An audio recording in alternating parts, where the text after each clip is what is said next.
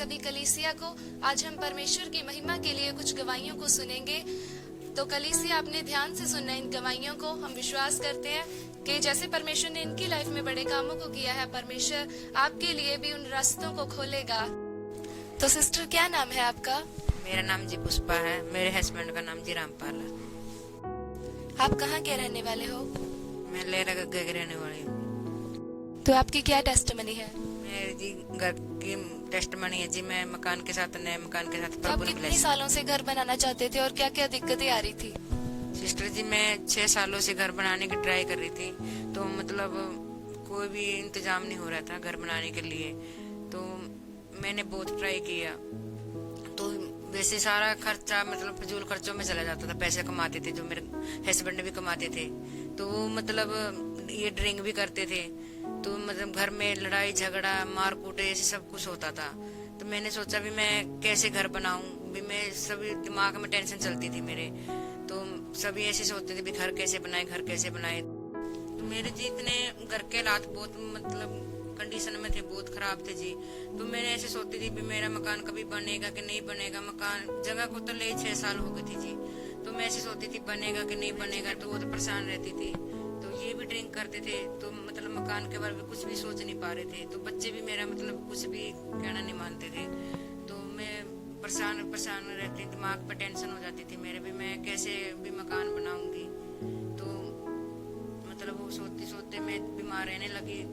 ऐसा ही बीमारी चलती रही। वैसे दवाई में वैसे पैसा लगता रहा। मतलब खाने सीने के लिए भी कोई फायदा नहीं हो रहा था जी घर पे हमारे। तो सिस्टर, आप क्या क्या परेशानियों को फेस कर रहे थे उस टाइम? क्या आता था आपके मन में? मेरे फिर मन में जी ऐसे होता था भी मैं भी कहीं चले जाऊं या फिर उसे स्टार्ट कर लूं। मतलब भी कहीं पे भी चले जाऊं, मेरा घर पे न बिल्कुल भी मन नहीं लगता था।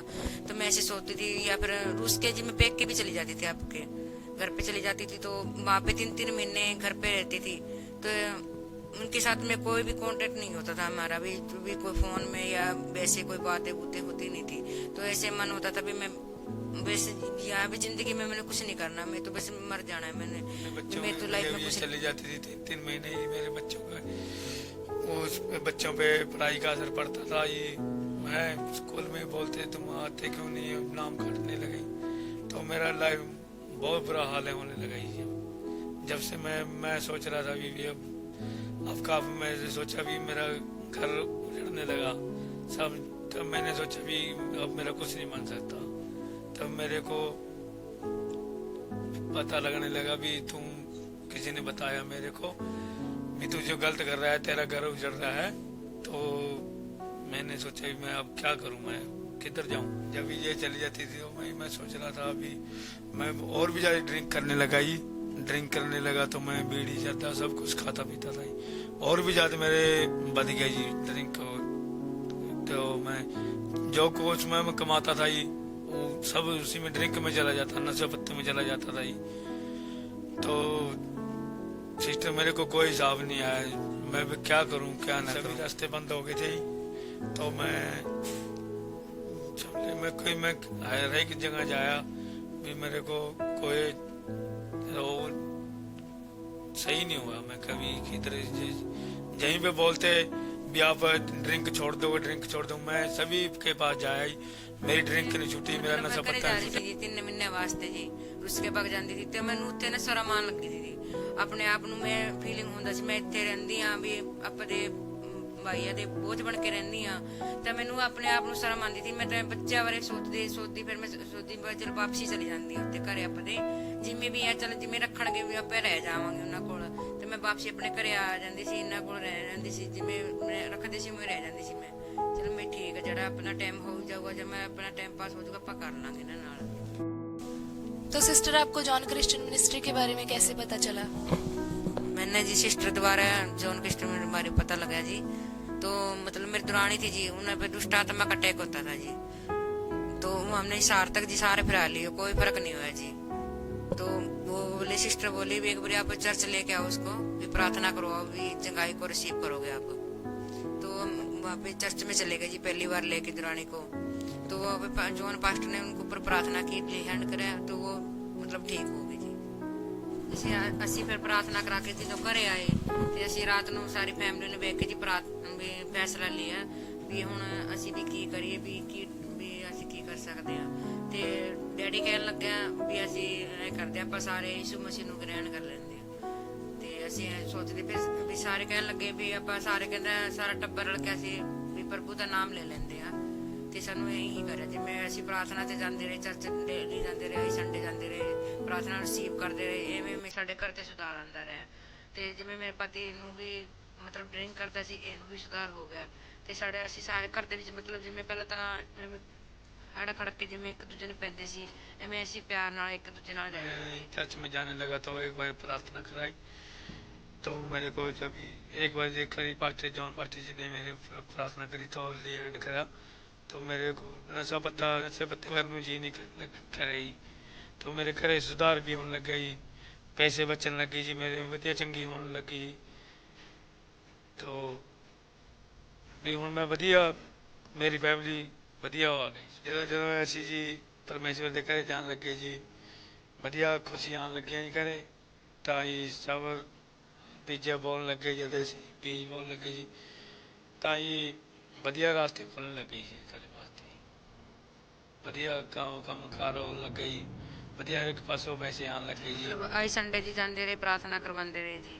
ਤਾਂ ਮਤਲਬ ਵਧੀਆ ਅਸੀਂ ਬੀਜਾਂ ਨੂੰ ਪਾਉਂਦੇ ਰਹੇ ਪਰਮੇਸ਼ਵਰ ਦੇ ਭਵਨ ਤੇ। ਤਾਂ ਮਤਲਬ ਸਾਡਾ ਪਿਆਰ ਵੀ ਬਹੁਤ ਪਰਮੇਸ਼ਵਰ ਨੇ ਵਧੀਆ ਆਪਸ ਸਾਡੇ ਬਣਨ ਲੱਗੇ ਜੀ। ਤੇ ਅਸੀਂ ਸਾਡੇ ਘਰ ਤੇ ਬਹੁਤ ਖੁਸ਼ੀ ਆਉਣ ਲੱਗੀ ਜੀ, ਅਸੀਂ ਸਾਰੇ ਖੁਸ਼ ਰਹਿਣ ਲੱਗੇ ਜੀ। ਤੇ ਮਤਲਬ ਅਸੀਂ ਪਰਮੇਸ਼ਵਰ ਨੂੰ ਗ੍ਰਹਿਣ ਕਰਕੇ ਆਪਣੀ ਜ਼ਿੰਦਗੀ ਦੇ ਸਾਡੇ ਬਹੁਤ ਵੱਡੇ ਕੰਮ ਬਣੇ ਜੀ। ਤੇ ਅਸੀਂ ਮਤਲਬ ਜਿਵੇਂ ਥੋੜਾ ਪੈਸਾ ਬਚਾ ਕੇ, ਜਿਵੇਂ ਪਹਿਲਾਂ ਬਿਮਾਰੀ 'ਚ ਲੱਗ ਜਾਂਦਾ ਸੀ, ਜਿਵੇਂ ਪਹਿਲਾਂ ਲੜਾਈ ਝਗੜੇ 'ਚ ਲੱਗ ਜਾਂਦਾ ਸੀ, ਉਹ ਜਿਵੇਂ ਉਹ ਪੈਸਾ ਸਾਰਾ ਸਾਡਾ ਬਚਣ ਲੱਗਿਆ ਜੀ। ਅਸੀਂ ਫਿਰ ਘਰੇ ਬੁਲਾਈ ਆਪਣੇ ਤੇ ਸਾਨੂੰ ਵੀ ਬੰਦਗੀ ਕਰਵਾਉਣ ਦੀ ਵੀ ਜ਼ਰੂਰਤ ਹੈ। ਅਸੀਂ ਘਰੇ ਬੰਦਗੀ ਕਰਾਈ ਜੀ। ਤੇ ਪਾਸਟਰ ਜੀ ਨੇ ਸਾਡੇ ਲਈ ਬੜੇ ਬੋਲੇ ਜੀ ਤੇ ਕਹਿੰਦੇ ਤੁਸੀਂ ਵੀ ਨਏ ਮਕਾਨ ਨਾਲ ਬਲੈਸ ਹੋਣ ਜਾ ਰਹੇ ਹੋ ਜੀ। ਤੇ ਅਸੀਂ ਬੜਿਆਂ ਨੂੰ ਪਾਸਟਰ ਜੀ ਬੜਿਆਂ ਨੂੰ ਮਤਲਬ ਰਿਸੀਵ ਕੀਤਾ ਜੀ। ਸਾਡੀ ਵੀ ਜ਼ਿੰਦਗੀ 'ਚ ਇਹ ਕੰਮ ਵੀ ਪੂਰੇ ਹੋਣ ਤੇ ਅਸੀਂ ਘਰੇ ਬੰਦਗੀ ਕਰਾ ਕੇ ਜੀ ਰਿਸੀਵ ਕੀਤੇ ਜੀ। ਤੇ ਫਿਰ ਫਾਈਨੈਂਸ ਮਤਲਬ ਪੈਸਾ ਆਪਣਾ ਵੀ ਆਉਣ ਲੱਗਿਆ ਜੀ। ਮਤਲਬ ਕੋਈ ਹੈਲਪਰ ਵੀ ਪੈਸੇ ਬਾਰੇ ਕਹਿਣ ਲੱਗੇ ਵੀ ਸਾਨੂੰ ਪੈਸੇ ਦੀ ਲੋੜ ਹੈ ਤੇ ਅਸੀਂ ਵੀ ਦੇਵਾਂਗੇ, ਤੁਸੀਂ ਵੀ ਇੱਕ ਵਾਰੀ ਨੀਮ ਰੱਖੋ, ਕਹਿੰਦਾ ਵੀ ਨੀਮ ਪੱਥਰ ਰੱਖੋ ਵੀ ਅਸੀਂ ਪੈਸੇ ਦਾ ਇੰਤਜ਼ਾਮ ਅਸੀਂ ਆਪ ਕਰਾਂਗੇ, ਤੁਸੀਂ ਵੀ ਪੈਸੇ ਲੈ ਸਕਦੇ ਸਾਡੇ ਤੋਂ। ਪਾਸਟਰ ਜੀ ਨੇ ਜਿਹੜੇ ਬਚਨ ਬੋਲੇ ਸੀ ਫਿਰ ਉਹ ਮਹੀਨੇ ਤੇ ਮਤਲਬ ਪਾਸਟਰ ਨੇ ਪਰ ਮਹੀਨੇ 'ਚ ਬਚਨ ਬੋਲੇ ਸੀ ਸਾਡੇ ਮਕਾਨ ਬਾਰੇ ਵੀ ਤੁਹਾਡਾ ਨਵਾਂ ਮਕਾਨ ਨਾਲ ਤੁਸੀਂ ਬਲੈਸ ਹੋਣੇ ਜਾ ਰਹੇ ਹੋ। ਤੇ ਅਸੀਂ ਉਹ ਮਹੀਨੇ ਤੋਂ ਅਗਲੇ ਮਹੀਨੇ ਤੋਂ ਸਾਨੂੰ ਮਿਸਤਰੀ ਦਾ ਨੀਮ ਪੱਥਰ ਰਖਵਾ ਲਿਆ ਜੀ। ਤੇ ਅਸੀਂ ਮਤਲਬ ਵਧੀਆ ਖੁਸ਼ ਹੋ ਗਏ ਜੀ ਵੀ ਸਾਡਾ ਵੀ ਮਕਾਨ ਬਣਨੇ ਜਾ ਰਿਹਾ ਸੀ। ਜੇ ਨੀਂਹ ਪੱਥਰ ਰੱਖ ਲਿਆ ਸਾਨੂੰ ਜੀ ਪਾਸਟਰ ਜੀ ਬੁਲਾ ਕੇ ਜੀ, ਤੇ ਅਸੀਂ ਬਹੁਤ ਖੁਸ਼ ਸਾਡੇ ਮਕਾਨ ਸਾਡਾ ਮਕਾਨ ਦੇ ਵਿੱਚ ਹੀ ਦੇਖੋ ਪਰਮੇਸ਼ਵਰ ਨੇ ਇੰਨੇ ਵੱਡੇ ਕੰਮ ਕਰੇ ਕਿ ਅਸੀਂ ਨਹੀਂ ਪਾਏ ਕਿਤੇ ਨਾਲ ਵੀ ਬਲੈਸ ਕੀਤੇ ਪ੍ਰਭੂ ਨੇ। ਮੈਂ ਪ੍ਰਭੂ ਦਾ ਬਹੁਤ ਧੰਨਵਾਦ ਕਰਦੇ ਹਾਂ ਜੀ।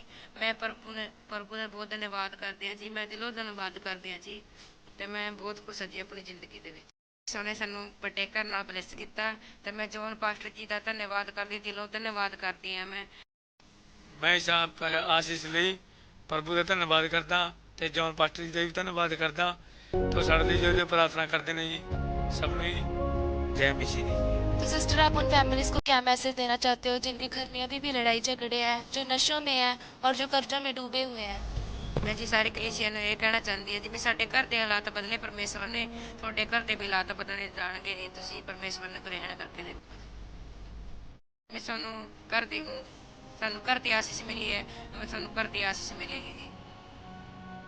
ਜਿਵੇਂ ਮੈਨੂੰ ਨਸ਼ੇ ਤੋਂ ਆਜ਼ਾਦ ਕੀਤਾ ਜੀ ਪ੍ਰਭੂ ਨੇ ਜੀ, ਤੇ ਤੁਸੀਂ ਵੀ ਪ੍ਰਭੂ ਲਵੇ ਆਓ ਜੀ, ਪ੍ਰਾਰਥਨਾ ਕਰਾਓ ਤੇ ਤੁਹਾਨੂੰ ਵੀ ਆਜ਼ਾਦ ਕਰੂਗਾ ਨਸ਼ੇ। ਸਾਨੂੰ ਵੱਡੇ ਘਰ ਦੇ ਨਾਲ ਪਰਮੇਸ਼ਵਰ ਨੇ ਜੀ ਆਸ਼ੀਸ਼ ਦਿੱਤੀ ਜੀ ਤੇ ਤੁਹਾਨੂੰ ਵੀ ਆਸ ਦੇ ਦਊਗਾ। ਸਾਡੇ ਵੱਲੋਂ ਜੈ ਮਸੀਹ ਜੀ ਸਾਰਿਆਂ ਨੂੰ ਜੀ। ਪਾਸਟਰ ਜੋਨ ਨੂੰ ਜੈ ਮਸੀਹ ਜੀ, ਸਾਰੀ ਕਲੀਸਿਆ ਨੂੰ ਜੈ ਮਸੀਹ ਜੀ। ਧੰਨਵਾਦ।